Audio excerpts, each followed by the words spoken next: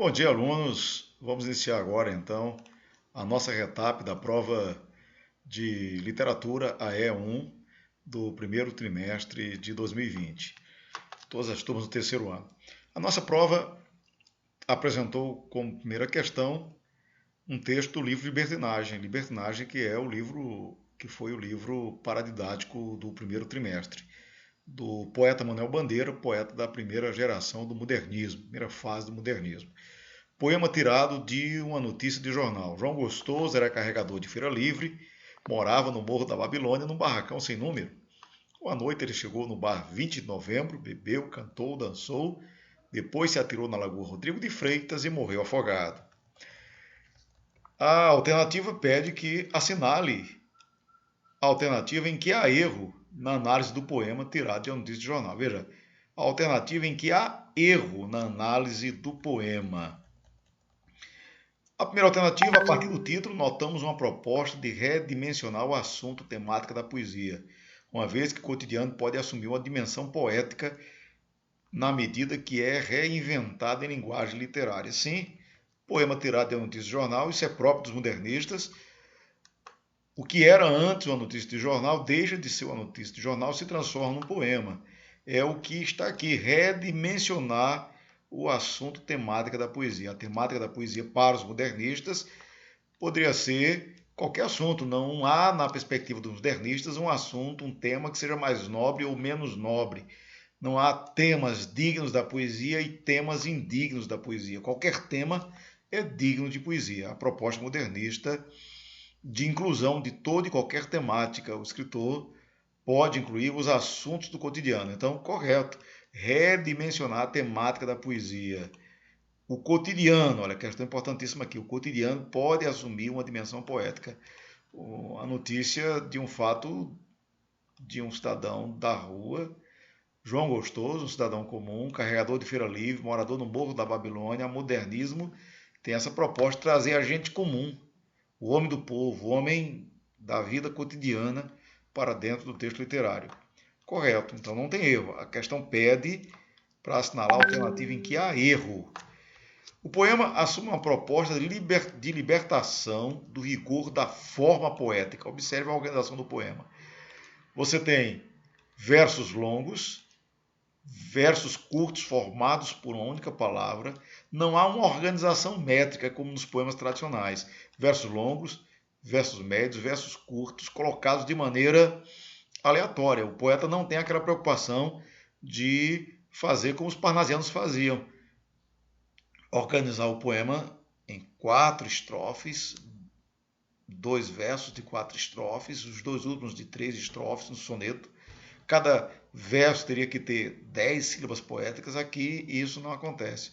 Os versos são irregulares, são desiguais, não há preocupação com a forma. Então, libertação do rigor da forma poética, liberdade formal no processo de composição, no processo de organização, liberdade de forma, liberdade de escrita, liberdade de organização dos versos. É isso aí. Versos livres, que são versos irregulares, versos desiguais, versos brancos, versos sem rima. Veja que o poeta não tem a preocupação de rimar. Bebeu, cantou, afogado, não há rimas, não há preocupação com as rimas. Está correto, não responde. O erro realmente está na última alternativa. O poema sugere uma mística dialética espacial que ocorre entre espaços distintos.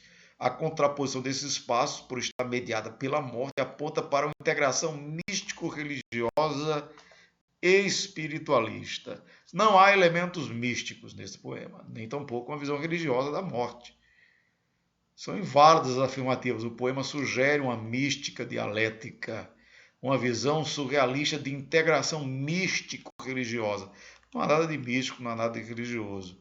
Há uma constatação trágica do fato de que João Gostoso, um homem comum, carregador de feira livre, morava num morro, um favelado, um excluído, um marginalizado, morava num barracão sem número.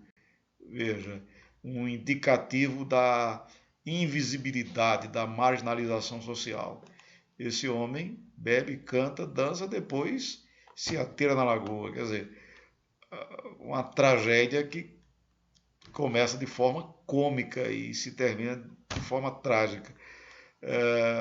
Então não há nada de místico, não há nada de religioso, é apenas uma constatação da realidade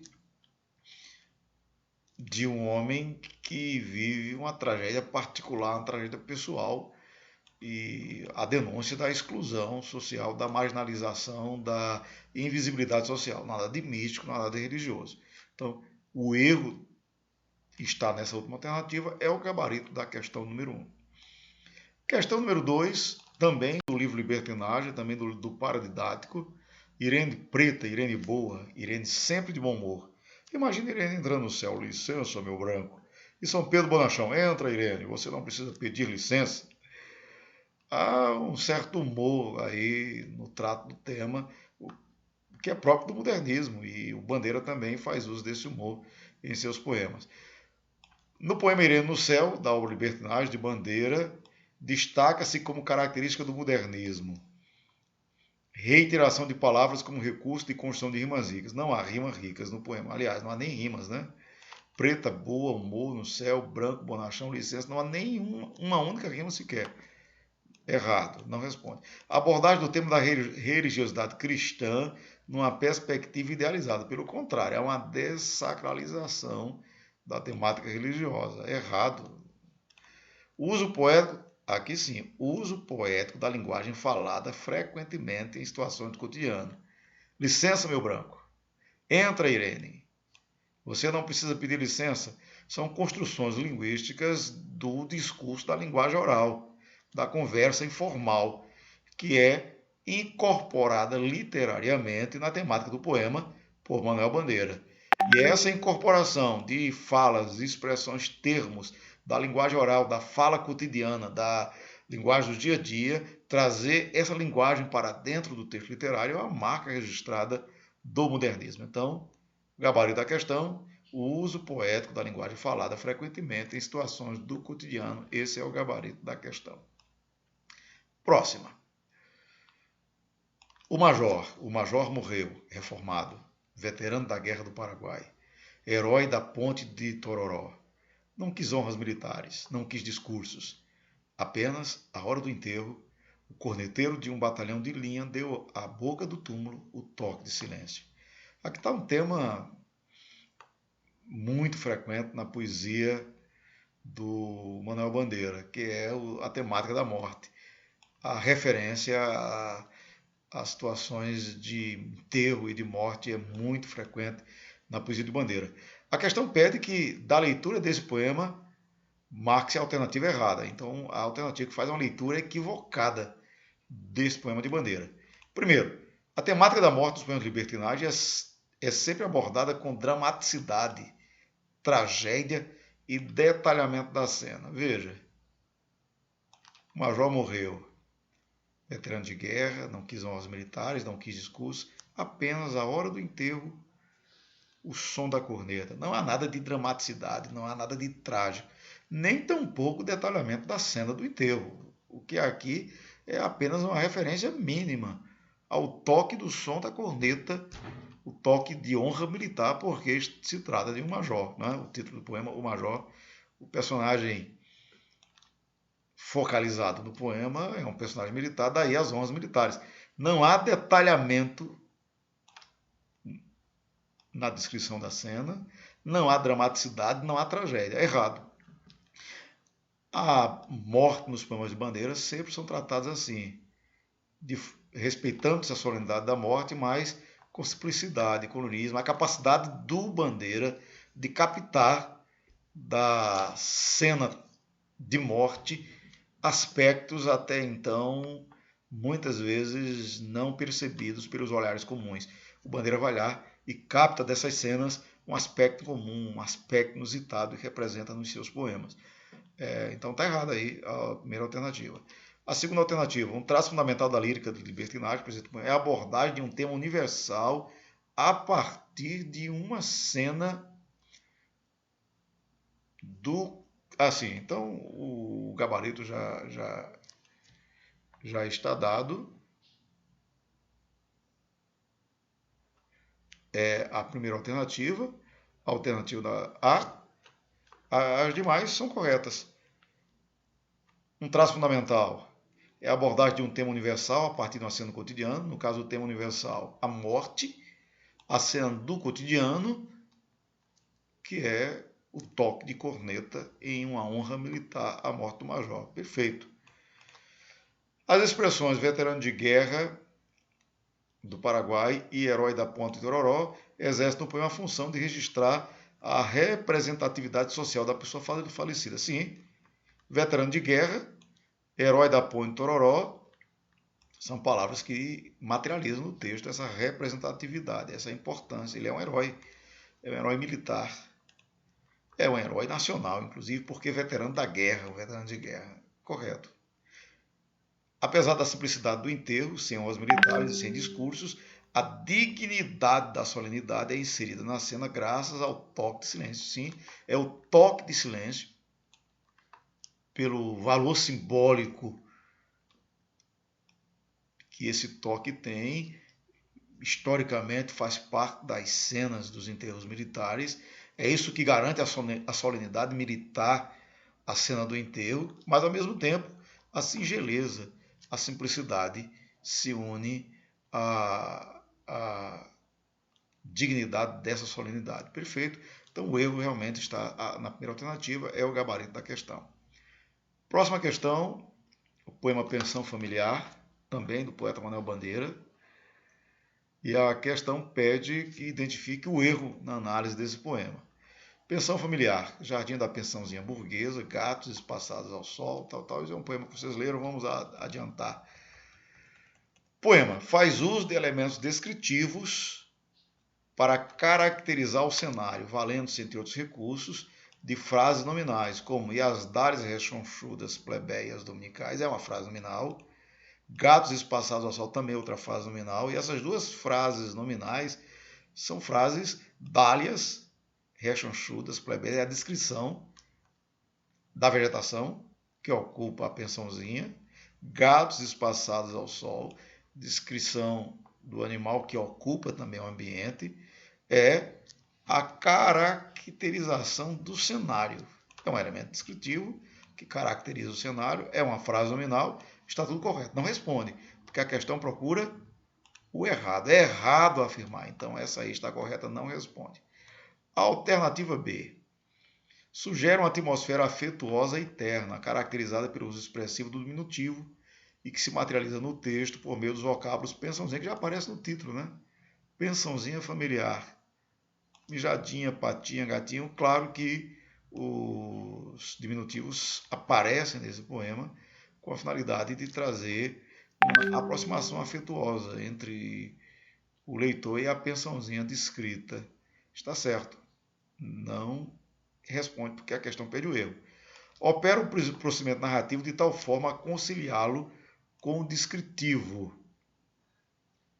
Jardim da pensãozinha burguesa, gatos passados ao sol, a tiririca, o sol acaba de crestar, é um trecho narrativo. Girassóis resiste, é um trecho narrativo. Veja, um gatinho faz pipi, você tem trechos narrativos que se misturam com trechos descritivos. Gatos espaçados ao sol, descrição. Os girassóis amarelo, descrição. As dálias rechonchudas, plebeias, descrição. Criatura fina na pensãozinha burguesa, descrição. Então você tem a mistura de elementos descritivos com elementos narrativos. Realiza a figuração poética, a construção da imagem da pensão. A imagem da pensão surge poeticamente aos nossos olhos a partir dessa mistura de descrição e narração. Perfeito. Então o erro está aqui. O poema carece de exploração da dimensão visual. Pelo contrário,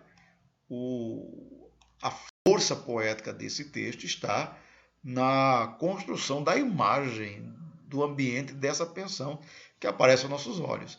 O jardim da pensão. O que é que tinha no jardim? Gatos espaçados ao sol, tiriricas nos canteiros, sitiam, povoam os canteiros. O sol acaba de crestar as buninas que murcham, as buninas, as flores que murcham, os girassóis amarelos que resistem, as dálias, o gato fazendo. Veja que há com gesto de garçom, o gatinho com gesto de garçom, educadamente e respeitosamente, dá a sua mijadinha. Há uma construção visual do cenário da pensão, e essa pensão nos é apresentada textualmente através dessa mistura de elementos descritivos com elementos narrativos. Então, está dizendo que carece da exploração da dimensão visual. Não, o poema se constrói principalmente pelo apelo à dimensão visual. O poema apela para o leitor visualizar a cena descrita, a cena representada. Então, está errada. Também diz o seguinte: perde poeticidade em decorrência dos deslizes semânticos. É errado. O poema descreve o espaço da personazinha por meio do registro visual, primeiramente, dos elementos que compõem a cena, mas também no trecho os girassóis amarelo resiste, os girassóis amarelo resiste, há uma quebra sintática, não é um erro gramatical. A alternativa diz aqui que há um deslize semântico, um deslize sintático injustificável. Isso é induzido porque você tem os girassóis resistem. Seria a construção gramatical correta, né? Mas é bom lembrar que os modernistas, propositalmente, eles rompem ao rigor gramatical e o fazem não por desconhecer as regras, o fazem não por deslize gramatical, o fazem para realizarem rupturas.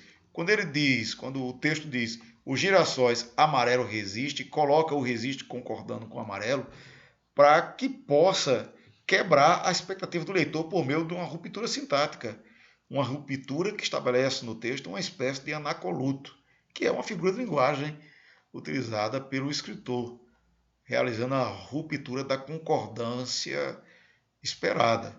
Isso não é um erro injustificável, isso é feito propositalmente para colocar em destaque o amarelo dos girassóis. A questão visual, como foi dito agora há pouco.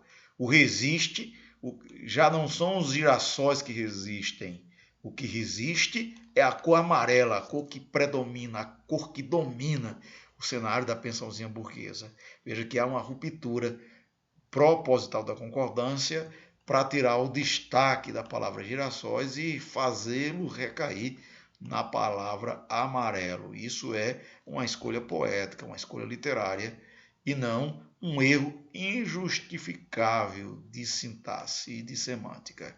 Está errado, se está errado. Portanto, como a questão pede para marcar o errado é essa alternativa aqui, ok? Então vamos para a próxima alternativa.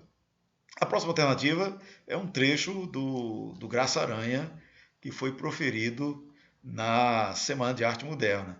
Para muitos de vós, a curiosa e sugestiva exposição que gloriosamente inauguramos hoje é um aglomerado de horrores. Veja que ele está se dirigindo para o público, um público que não conhecia a arte moderna, estava ali durante a semana tendo o primeiro contato com a arte moderna. Por isso que o Graça Aranha diz: para muitos de vocês que estão aqui, o que nós estamos apresentando nessa exposição é um aglomerado de horrores. Aquele gênio supliciado é uma referência à pintura de Nito Malfatti, aquele homem amarelo, também outra pintura de Nito Malfatti, aquele carnaval alucinante, aquela paisagem invertida, se não são jogos de fantasia de artistas zombeteiros, aqui ele já faz uma referência irônica às críticas que os modernistas já recebiam, são seguramente desvariadas interpretações da natureza e da vida. É interessante que ele coloca, são interpretações da natureza e da vida. Está colocando aqui a proposta modernista. Interpretar a natureza e a vida não é retratá-la tal como ela é fazer essas modificações, essas transformações artísticas inovadoras na concepção do Graça Aranha aqui nesse discurso. Não está terminado o vosso espanto, outros horrores vos esperam. Veja que ele está se referindo ao público que haveria de ficar escandalizado com os horrores, que ele coloca entre aspas aqui, os horrores vistos na exposição Semana de Arte Moderna. Daqui a pouco, juntando-se a esta coleção de disparates, uma poesia liberta, uma música extravagante, mas transcendente, virão revoltar aqueles que reagem movidos pelas forças do passado. Veja que ele aqui, de forma irônica, ele faz uma crítica aos que não se identificavam e não compreendiam a arte moderna. Ele chama também, para estes retardatários. Esses retardatários são os que não compreendiam as propostas modernistas que ele estava apresentando ali naquele momento, né? Para esse retardatário, a arte ainda é o belo. Dentro daquela proposta expressionista, a arte não tinha que representar a beleza. A arte tinha que ser a inovação, o choque, a agressão. Essa era a proposta dos modernistas, né? Pois bem, com base no trecho do discurso de Graça Aranha, é correto afirmar que a arte moderna é essencialmente uma homenagem ao feio, ao disforme e negativo. Não é que a arte fosse uma homenagem ao feio e ao disforme. É que a arte não tinha compromisso com a beleza. A arte tinha compromisso com o questionamento, com a inovação, com a negação da beleza do passado. Então está errado, né? O discurso de Graça Aranha foi uma crítica irônica à Semana de 22, não foi uma crítica, foi uma valorização da Semana de 22, está errado. Na concepção moderna de arte, o artista não precisa dominar as técnicas da arte, é errado. O que ele está defendendo aqui não é que não se deva dominar as técnicas, é que as técnicas devem ser dominadas numa outra perspectiva. Errado. A arte moderna representa uma atitude de oposição aos modelos artísticos do passado. Isso fica visto aqui claramente, né? Olha só. Para vocês, isso aqui é um aglomerado de horrores. Ele prossegue. O que eu estou fazendo aqui são interpretações da natureza, mas estou fazendo isso para o vosso espanto. O poeta faz um discurso em defesa da nova produção artística modernista, na verdade. Aquele gente supliciado, aquele homem amarelo, aquele carnaval alucinante, aquela paisagem invertida, uma poesia liberta, uma música extravagante, tudo isso são os elementos da arte moderna que ele está valorizando. E ele faz isso em clara oposição aos modelos artísticos do passado, que ele coloca aqui, defendidos por aqueles que reagem movidos pelas forças do passado, retardatários para quem a arte ainda é o belo. É isso aí, o que ele está fazendo aqui é justamente isso que está escrito aqui na última alternativa. Uma atitude de oposição. Ele apresenta os valores modernos e critica os valores do passado. Os valores retardatários, as forças do passado, citada aí no discurso de Graça Aranha. Então, a última alternativa aqui, gabarito da questão. Aqui está o poema Sambinha, do Mário de Andrade, poeta da primeira fase modernista. Nós não vamos ler para ganhar tempo, mas aqui há uma questão interessante. Duas afirmativas sobre esse poema. O texto incorpora a oralidade ao fazer poético, como parte do projeto modernista de configuração de uma identidade linguística nacional. É verdade. Ele faz a incorporação da oralidade, por exemplo, aqui, quando ele diz: bonita, senhor, que até dão vontade para os homens da rua. Que até dão vontade para os homens da rua é um termo da oralidade, da fala do cotidiano, da fala da rua, que ele traz para dentro do texto literário. Você vai, não vou não. Esse não vou não é um termo típico da oralidade, que é incorporada ao texto literário.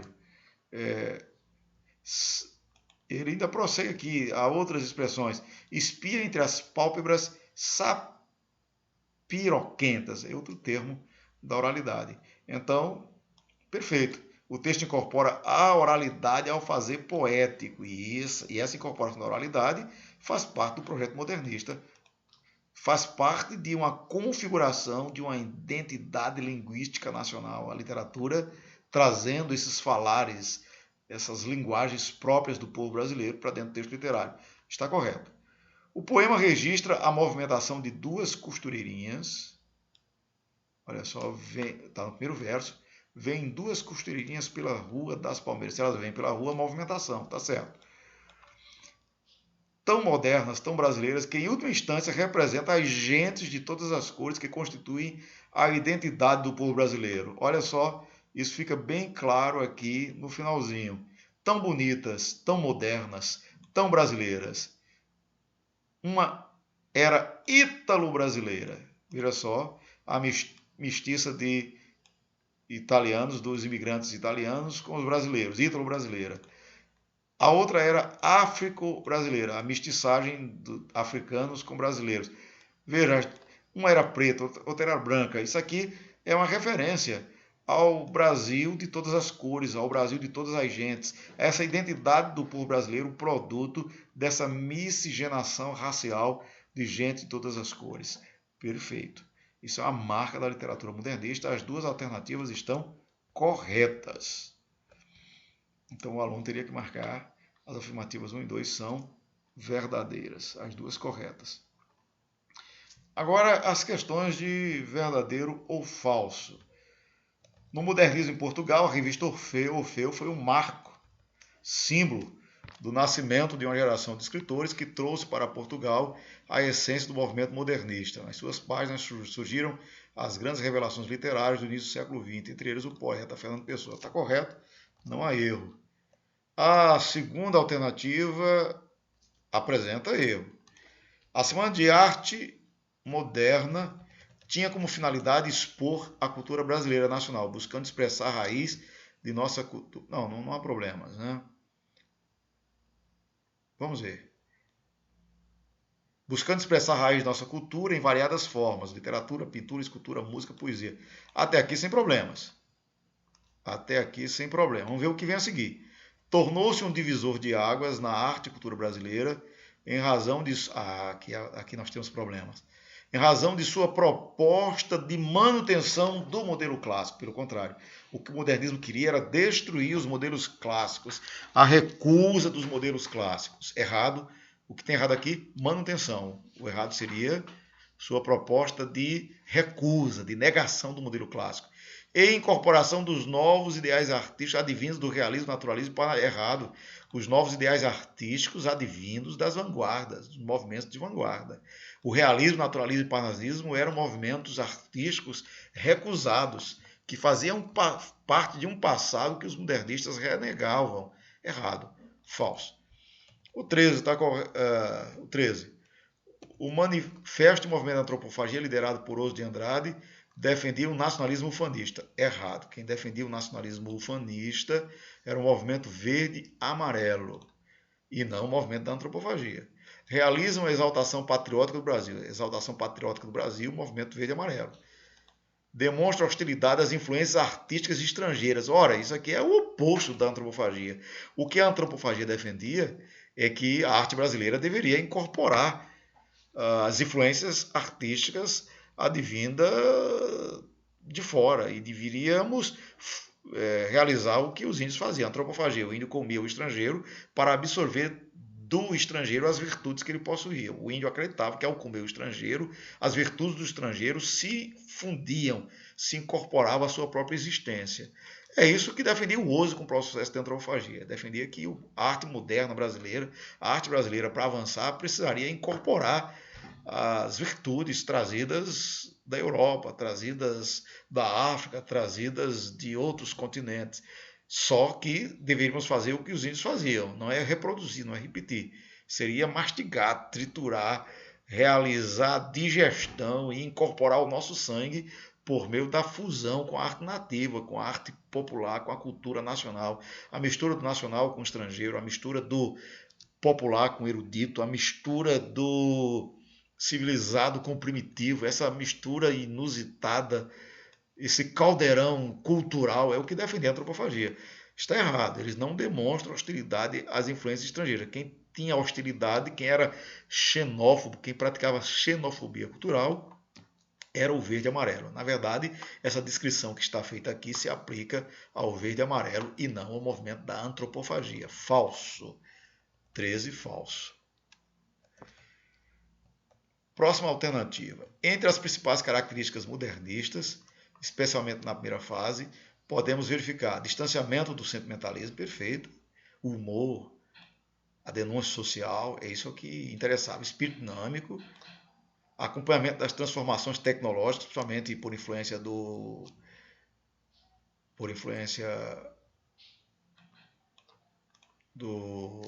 da vanguarda futurista, espírito crítico e questionador, incorporação da linguagem popular, oposição às normas, somente ao rigor gramatical, ao rigor de construção poética, mas tudo considerado anárquica, assim, de questionamento, de subversão, originalidade, excentricidade, ruptura com o passado, numa atitude inovadora. Todas essas características são características do modernismo.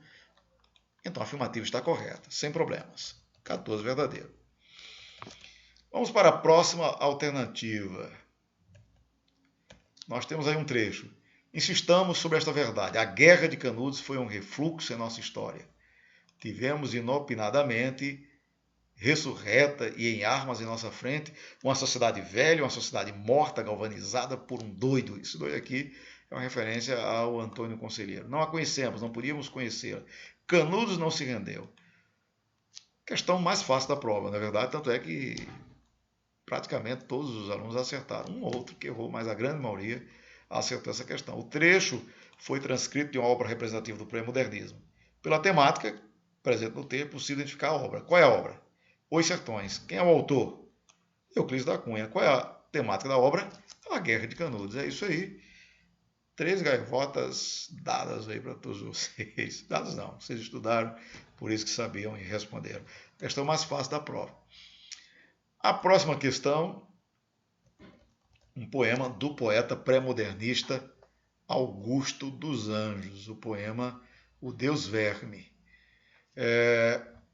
Essa questão ela é interessante, porque a primeira pergunta que foi feita, qual o tema central do poema?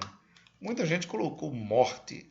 A simples resposta morte não responde. O tema do poema não é a morte, o tema do poema é a decomposição da matéria pela ação dos vermes. Não é? De forma indireta, sugestiva, a morte também está citada no poema, está, mas não é o tema central. Veja, a morte pode funcionar como um dos temas presentes do poema, sim, porque da decomposição da matéria, implicitamente, nós temos a ideia de morte.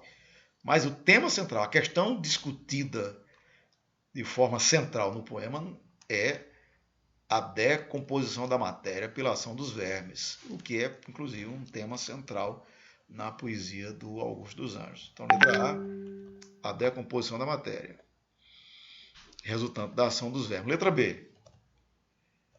Considerando que o poema, em seu significado mais amplo, faz uma reflexão sobre determinado aspecto da existência, que visão o eu lírico tem da vida do mundo? Veja, 2 gaivotas. Teve aluno que respondeu isso de forma muito simplicista. Quem respondeu de forma muito simplicista ganhou apenas 1 gaivota. Para ganhar as 2 gaivotas, você tinha que explicar isso de forma mais abrangente. Ele tem uma visão de que tudo na vida e no mundo se resume à matéria. Veja só como ele se coloca aí, né? Fator universal do transformismo, filho da teleológica matéria. Na superabundância ou na miséria, verme é o seu nome obscuro de batismo. Quer dizer, tudo que é produto do transformismo, da transformação da matéria, vai terminar na ação do verme. Então veja,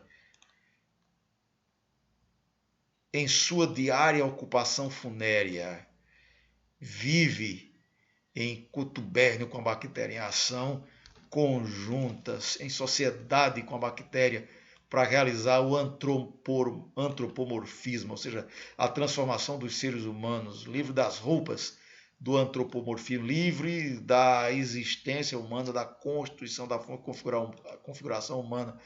Ele vai almoçar a podridão das duplas agras, ele vai jantar, vai roer as vísceras dos defuntos. É para ele que a carne podre fica, é o que resta.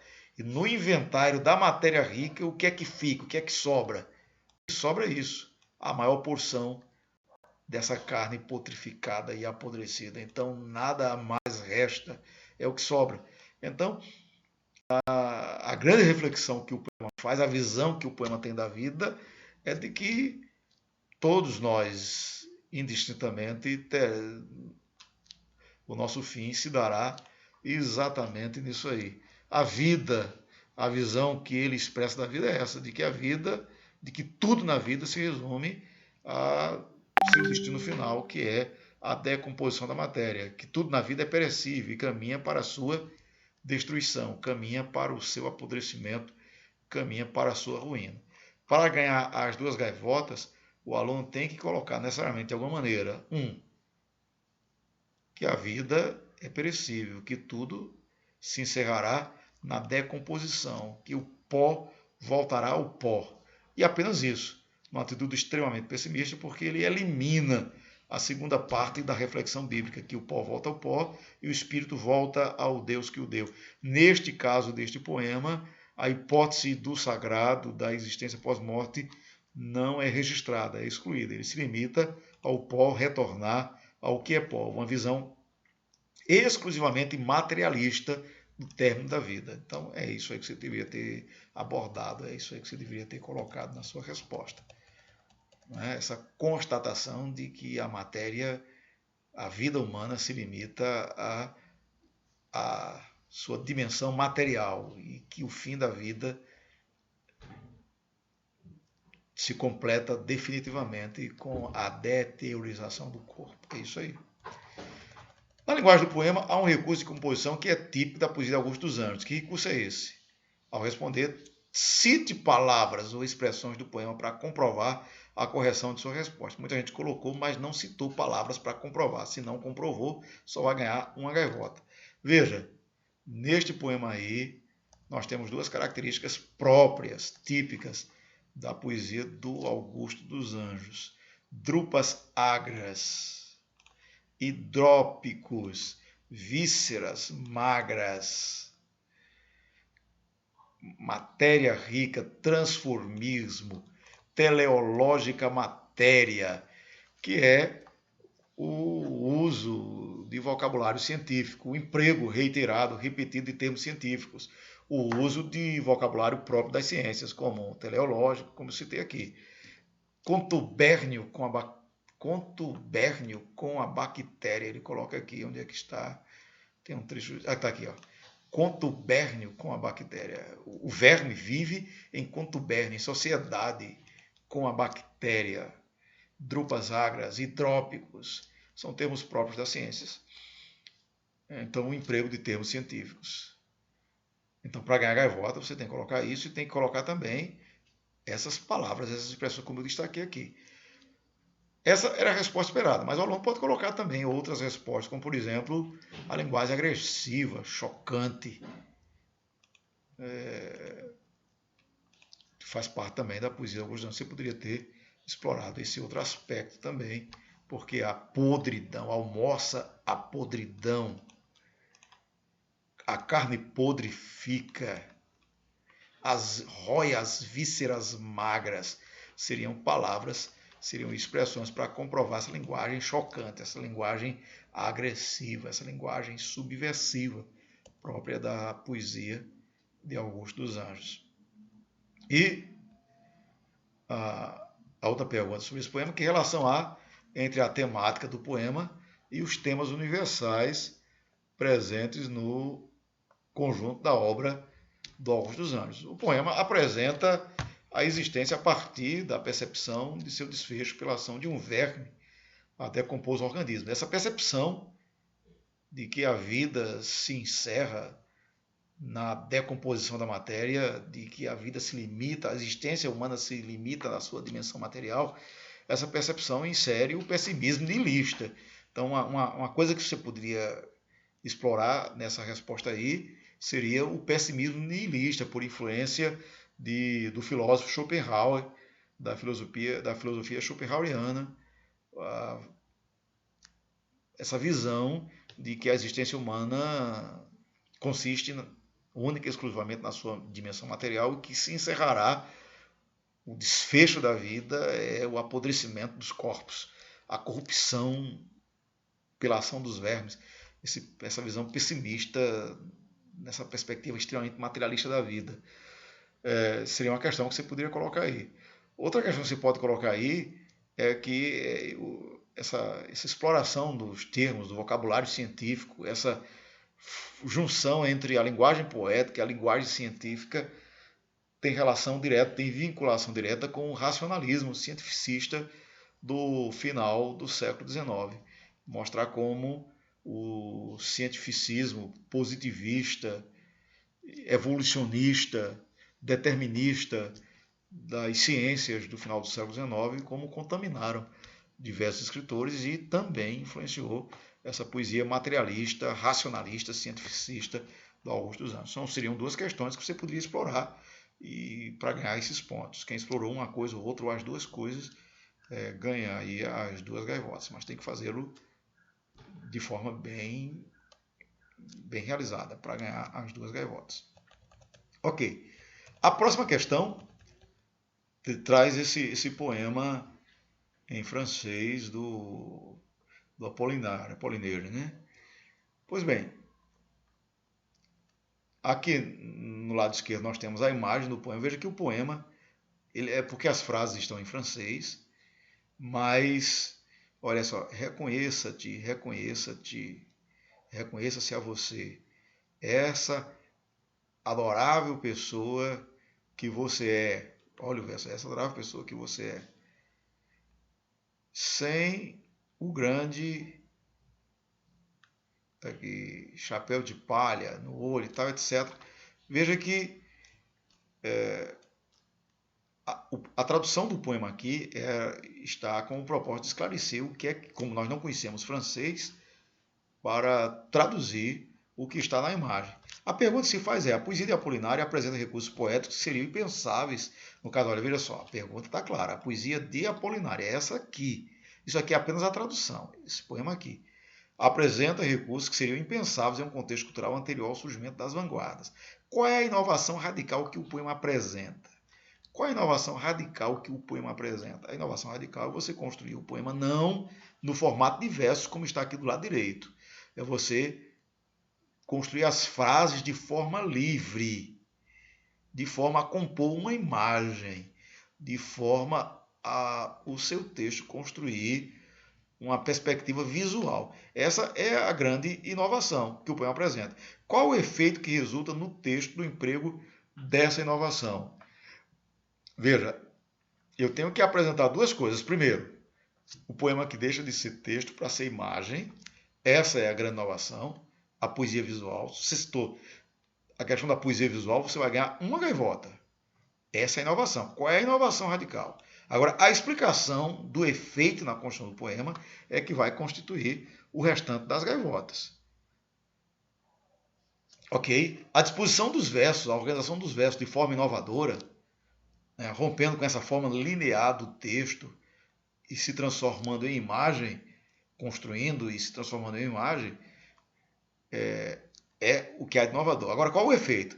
É que as palavras, as frases, constroem contornos. Veja só, aqui está o rosto da pessoa, aqui está o chapéu.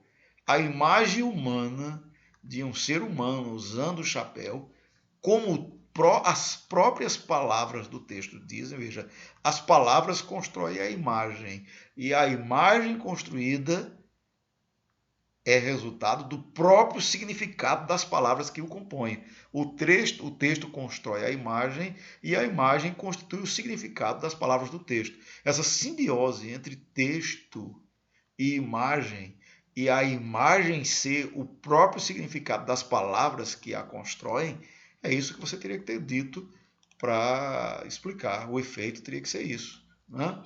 A construção dos contornos de uma figura humana, enquanto as próprias palavras descrevem. Observe que o texto diz como é que é a imagem, como é que é o busto, como é que é o rosto, o chapéu, o olho, o nariz. As palavras dizem o que a imagem está sendo desenhada.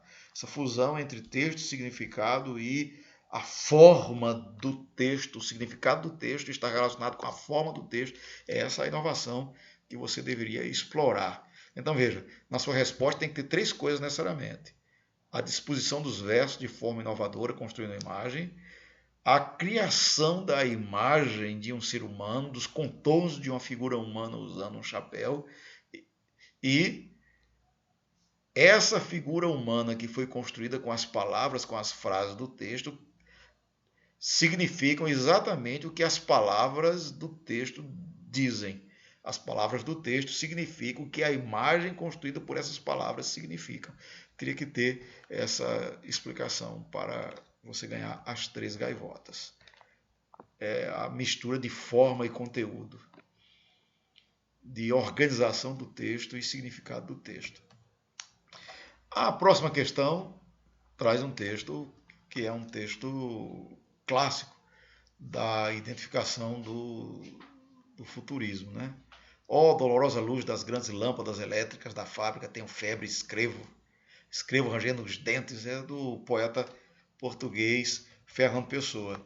Então veja, pode identificar no poema influências do futurismo. Explique por que esse poema exemplifica as propostas desse movimento de vanguarda modernista. Vale 3 gaivotas. Para você ganhar as 3 gaivotas, você tem que identificar no poema. Teve gente que só citou as características do futurista. Se só citou as características do futurista, você não identificou no poema.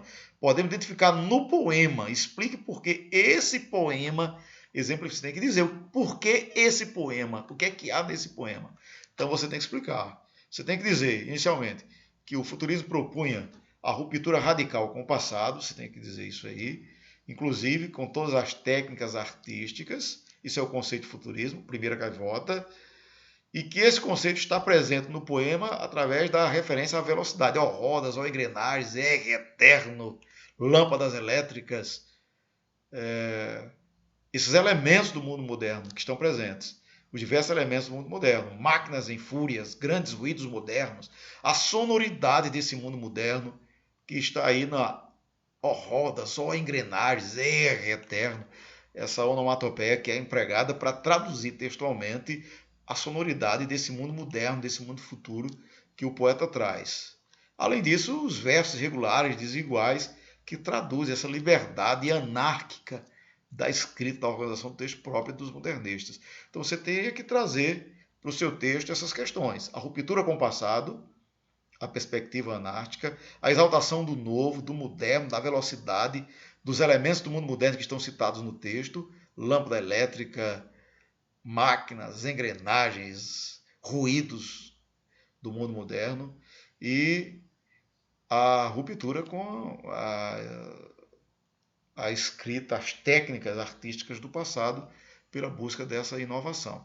Você tinha que colocar essas coisas dentro do seu texto, ok? Muito bem. Aqui está um poema, a próxima questão, um poema do Oso de Andrade, o poema Brasil. O Zé Pereira chegou de caravela e perguntou para o Guarani da Mata Virgem: sois cristão? Não, sou bravo, sou forte, sou filho da morte. Teterê, tete, quizac, quizaquecê. Lá longe a onça resmungava. O negro zonzo saindo da fornalha tomou a palavra e respondeu: sim, pela graça de Deus. Canhém, babá, canhém, bumbum, cum. E fizeram o carnaval. Veja que essa questão do carnaval, mais uma vez a questão da forma e do conteúdo, né? Ele vai, o Oso de Andrade vai descrevendo esse encontro entre o branco, o negro e o índio, e a carnavalização vai ocorrendo ao longo do próprio texto, com essa mistura de sons, de falas, de vozes ao longo do poema. Mas veja, aponte 2 aspectos da produção literária de Oso de Andrade que se manifestam no poema. A questão importante aqui é essa: 2 aspectos da poesia de Oso de Andrade. Ilustre sua resposta com a citação de elementos textuais. Teve muita gente que citou os aspectos, mas não ilustrou a resposta com a citação de elementos textuais. Só ganha metade das gaivotas, né? Então, no aspecto estilístico, o que é que você poderia citar aí? Há várias coisas que você poderia colocar aí. No aspecto estilístico, você poderia colocar os versos livres, desiguais e irregulares, os versos brancos, que é a ausência de rima. Isso era uma coisa. A liberdade de expressão poderia ser colocada a incorporação da linguagem popular. Sois cristão? Não, sou bravo, sou forte, sou filho da morte. O humor, o negro zonzo saído da fornalha, sim, pela graça de Deus, Caim, babá, essa carnavalização, essa anarquia linguística poderia ser citada no aspecto estilístico. Estilístico tem a ver com estilo, tem a ver com escrita. A questão dos sons, da sonoridade transgressora, os recursos poéticos de sonorização, as onomatopeias, teterê, tetê, quizac, quizaquecê, como elemento de carnavalização, né, desse carnaval da mistura de raças, você poderia ter citado, o aluno poderia citar essas características, ok? Ou outras similares, mas teria que comprovar. Você teria que vir aqui e pegar as expressões para comprovar o que você está dizendo. Não é? Citou o verso livre, você tem que citar que os versos são desiguais, são irregulares. Não basta dizer que os versos são livres, tem que explicar o que são versos livres, tem que explicar o que são versos brancos, tem que explicar a ausência de rimas. Tem que haver a explicação com elementos do texto. Ausência de versos brancos, ausência de rimas, tem que mostrar. Caravela não rima com virgem, que não rima com cristão, que não rima com morte, seria um exemplo, né? Ok. A presença do humor, você poderia também comentar isso aí, que é o inusitado aí do Zé Pereira, perguntar para o índio, sois cristão? Quer dizer, o surpreendente da pergunta, né? Que é para fazer uma referência à questão do processo de evangelização efetivado pelos jesuítas. Mas a maneira como é colocado aqui cria um certo humor pela quebra de expectativa, o inusitado do Zé Pereira aqui, que é o elemento português que chega de caravela, e de cara já perguntar para o índio se ele é cristão. Ora, ele nem sabia o que era o cristianismo. Então é que está aí. Também aqui o humor, você poderia colocar a onça resmungava. A questão do humor aqui também poderia ser exemplificado com essa expressão. Ou então o negro aqui tomou a palavra e disse sim, pela graça de Deus, e o canhém babaca criando a carnavalização também seria outro exemplo de humor que você poderia também citar aqui como outra possibilidade. Não precisava citar tudo isso, bastava citar um desses aspectos, mas tem que citar o aspecto e comprovar com palavras e expressões do texto. Isso na primeira questão, que é o aspecto estilístico. Quanto ao aspecto temático, veja, também não pode trocar, né? O aspecto temático tem a ver com o conteúdo, tem a ver com as ideias. Quanto às ideias, claro que o que você teria que discutir aqui era a questão da miscigenação racial. O Zé Pereira, o branco português, perguntou para o Guarani, o elemento indígena, o negro zono sair da fornalha, o negro branco, o negro e o índio, que são os elementos formadores da identidade do povo brasileiro. A mistura de raças que gera a cultura brasileira miscigenada, misturada de gente de várias cores. É isso que você teria que ter colocado, teria que ter respondido no aspecto temático e poderia abordar de diversas maneiras, né? Mas necessariamente você teria que discutir essa questão da identidade nacional, da miscigenação racial, seria o aspecto temático aí na segunda pergunta. E teria que demonstrar isso aí textualmente. Ok, muito obrigado para todos vocês. Estive corrigindo as provas e as notas estão muito boas. Quem teve uma dificuldade é maior aí, mas conseguiu tirar a sua nota mínima. Parabéns para todos vocês, sucesso. Vamos partir agora então para o segundo trimestre do nosso ano letivo, tá? Sucesso, felicidades para todos vocês. Bye bye, até mais.